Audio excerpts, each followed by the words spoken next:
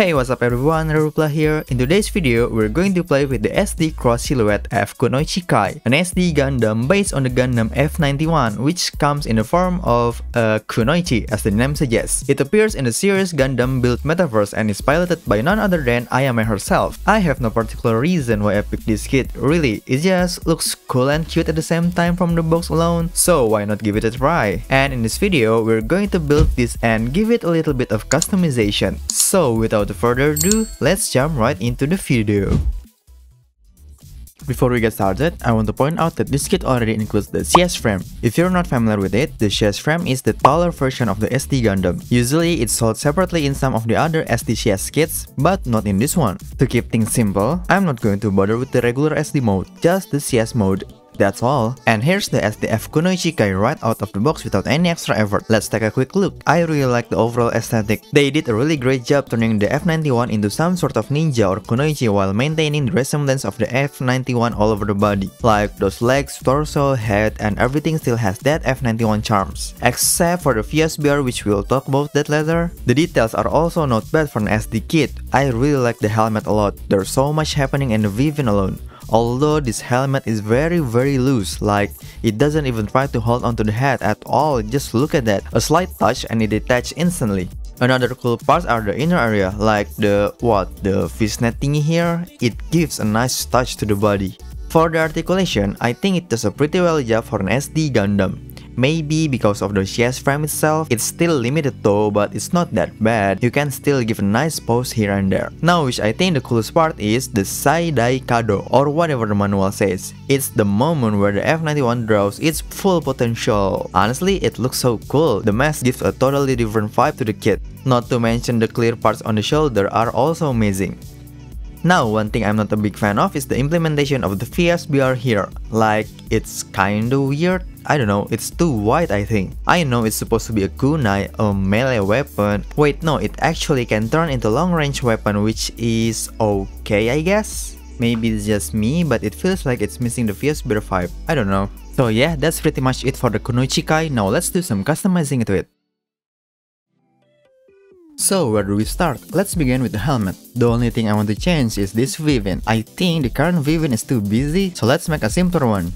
The plan is to create, since it's a Japanese culture theme kit, let's give it some kind of big and long horn like the ones we usually find on the samurai helmets. First, I sketched out the pattern with a pencil. After I was satisfied with the design, I cut it with a hobby knife following the pattern I just created. Then give it a sand to match the pattern even more. And it looks like this.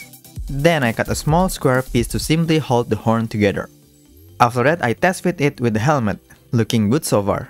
We're not going to leave it flat like that, so what I'm about to do next is take this epoxy putty from this spay and start shaping it on top of the plat plate earlier. Make sure to add an extra amount of putty in there to give it more mass. After waiting it to cure or harden, I then start grinding it with a mini grinder. Just slowly shape up the putty until it matches the shape of the plat plate underneath it. After we got the shape that we wanted, next we just sand it. Really, just sand it with a wet sanding sponge until everything is very smooth. This process alone took me quite a bit of a time. I had to make sure the shapes were consistent between these two horns, like trying to be as symmetrical as possible. After everything is smooth enough, we grab the small piece from earlier and attach the horn with the super glue. Finally, we can then attach it to the helmet like so.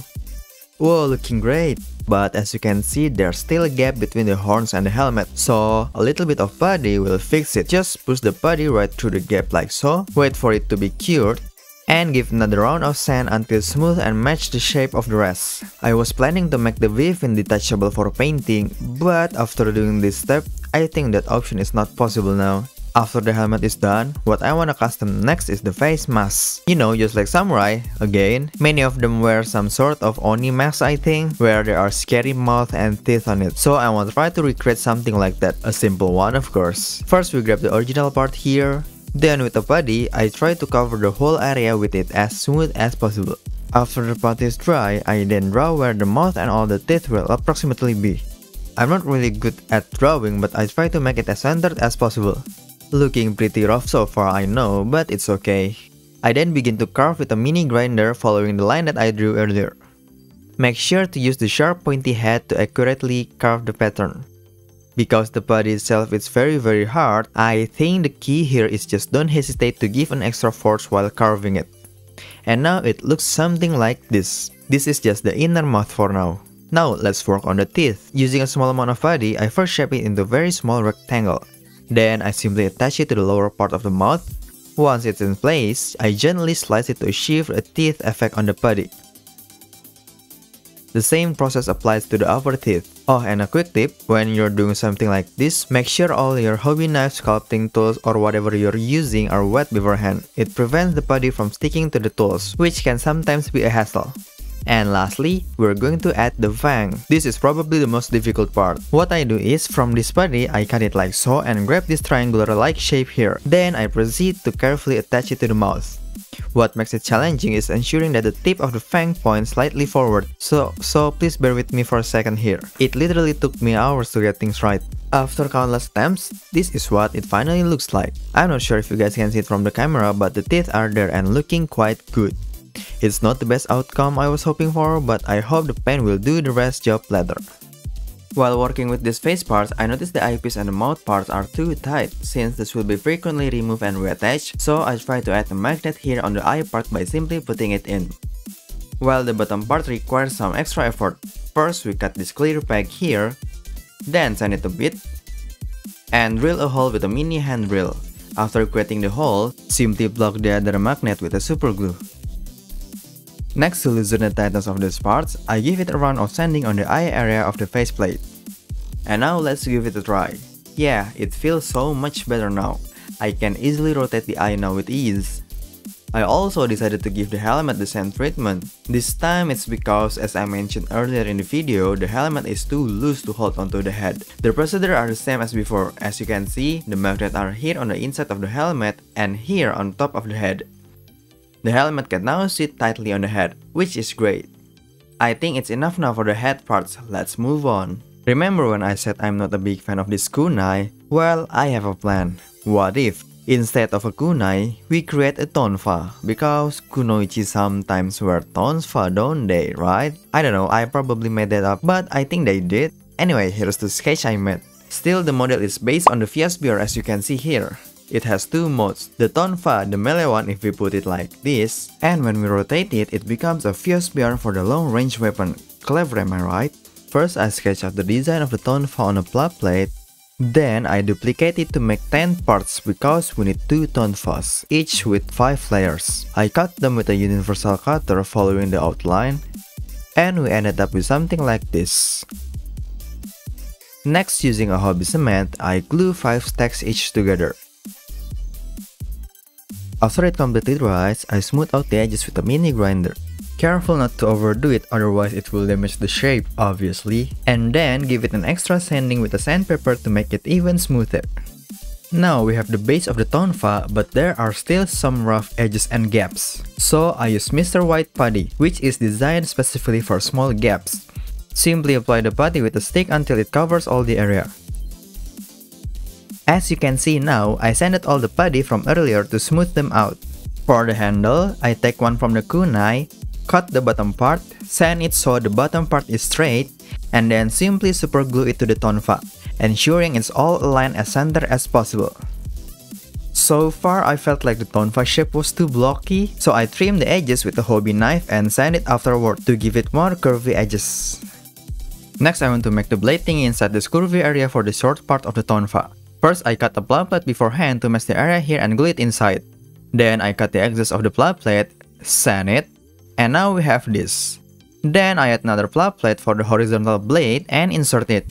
I cut the excess just like before and sand it with a sponge to have some curvy edges. And now we have this blade right here, looking cool. Lastly, for the tonfas, I add additional panel lines. I slowly create the lines with a 0.5 chisel. Here, I try to match the line that were in the original VSBR to give it more VSBR look. Now let's try to put it on by simply attaching it to the hand like so. Okay, this is cool. I think the size is perfectly balanced with the overall kit. Not too big or too small, kind of in between. And the tonfa looks like a tonfa, right? Here, I try a few poses that work with the tonfa. Kind of limited of course because of the articulation, but it's cool. And now if we rotate it like so, we have the literal VSBR. Pretty cool, right? Just like how I planned it. Oh yeah, I forgot to mention that I had to cut a little bit here to slightly increase the articulation range of the arms. While building the Tonfa, I forgot it should attach to the backpack like what the F91 does. It didn't cross my mind at all. Fortunately, the handle has this big hole here, so what I'm about to do is take this runner, cut this section here to get a rod-like thing, sand it until it fits the hole, both in the handle and the backpack. I super glued the rod to the backpack, and simply put the Tonfa like so. I think it's a little bit far from the main body, but it's fine. Still on the backpack, as you can see, there are so many hollow sections here. Let's fill them up. Instead of using putty right away, I'm going to use aluminum foil first. This is to conserve a considerable amount of putty. Simply grab a piece of foil and tuck it inside like so. And now it looks something like this. We can now proceed to fill up the rest with the putty. Speaking of the hollow parts, I also filled this section, which are the thigh parts, to give more mass to her thigh. And this section on the arm. Back to the backpack, after the putty dried, I then sanded, but this time it's a little different because the space is too small for all my sanding board, so I just cut a piece of sandpaper and held it with a tweezer like that. I don't know if this is going to properly sand it, but it's there. Lastly, to add some extra detail, I grabbed the nozzle parts from my junk, which are from the high-grade Gundam Thunderbolt. Just simply glued them with the cement onto these parts, and yeah, that's pretty much it. I think this adds so much detail to it. I love it. Moving on to the torso, one thing I want to change is this section here, which I think creates an awkward gap between the armor and the chest. I feel like it could be tighter, so let's mod it. First, I cut this particular section with a handsaw. Since I want to glue the part while pushing it to the chest, I need to cover the chest first with a masking tape so that the glue won't spill onto the torso. After that, I start placing back the part earlier with a super glue, adding a little bit of a push. And it looks something like this. Looking better than before, right? At least for me. I did fill the gap with a putty of so it is now secure in place.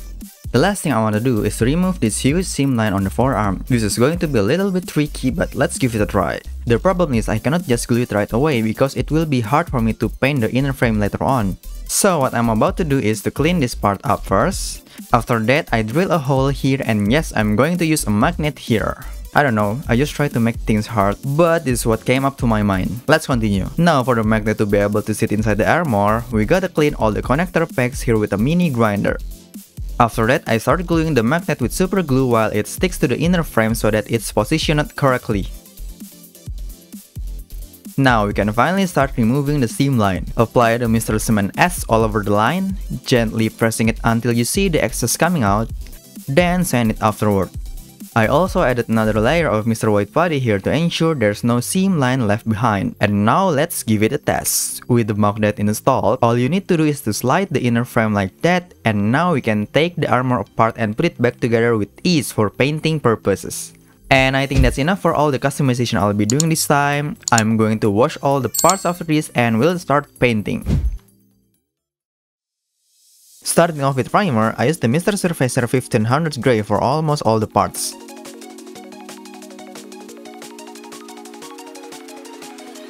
Only for the horn, I used the Surfacer 1500 Black because I want to paint it gold later on. I use semi-gloss black for all the, what you call it again, the innerwear, the fishnet, whatever that is. For the horns, I used the Mr. Color Super Rich Gold. I sprayed this with about 2 to 3 layers until the gold really shone. And look at that, I really love how the shine effect turned out. For the sword, I used Super Duralumin. The same goes for the blade thingy on the VSBR to give it sharp look. For the head and the inner frame, I used white mixed with a snow white grey. Moving on to the main armor, I used Mr. Color Dark Grey. By the way, I aim for the typical ninja or Kunoichi color scheme, which is mostly black, so I use dark grey instead to distinguish it from the black innerwear from earlier. For the accent, I use Mr. Color Red Matter. I feel like the red color goes pretty well with the dark color, therefore I'll be using more red colors later on.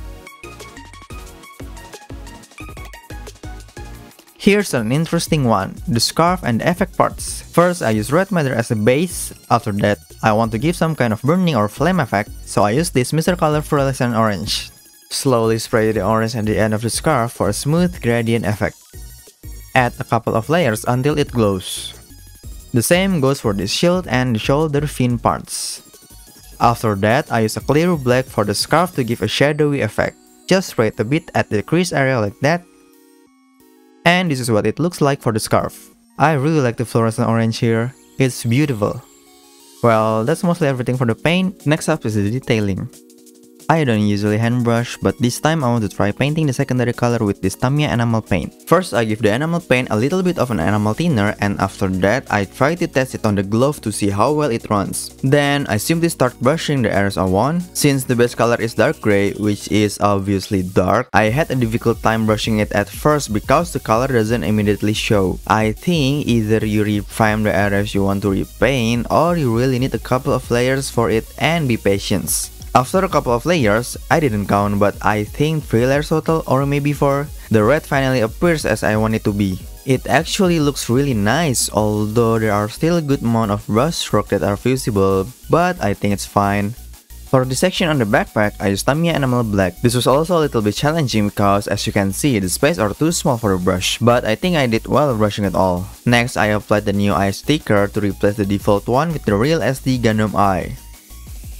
Moving on, let's work on the mask. Begin by using the same Tamiya red enamel as before. Carefully brush the mask. Make sure to leave out the mouth and the teeth for now. Next, with the Tamiya enamel black, paint the inner mouth carefully and try to avoid all the teeth, which is kinda challenging. Although it appears glossy for now, I plan to apply a flat coat to refine the finish.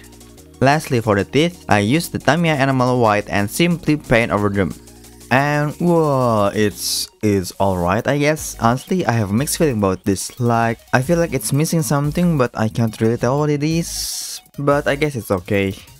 Last but not least, I start inking the panel lines on this kit. There aren't many panel lines to begin with, but there are still some that need it. Don't forget to clean off the excess afterward with a swab. And I think that's pretty much it. Now it's time for our finishing move, the final top coat. For the top coat, I use Mr. Color Super Clear Flat. With that, I sprayed the top coat all over the kit except for the sword and the horns, which I had masked beforehand, because obviously I want the metallic color to give a glossy effect. And as always, the top coat does its job really well. I mean, just look at this, especially since some of the brush strokes are now somewhat hidden, and the scarves too. I think this is by far my favorite color so far. It's so clean, right?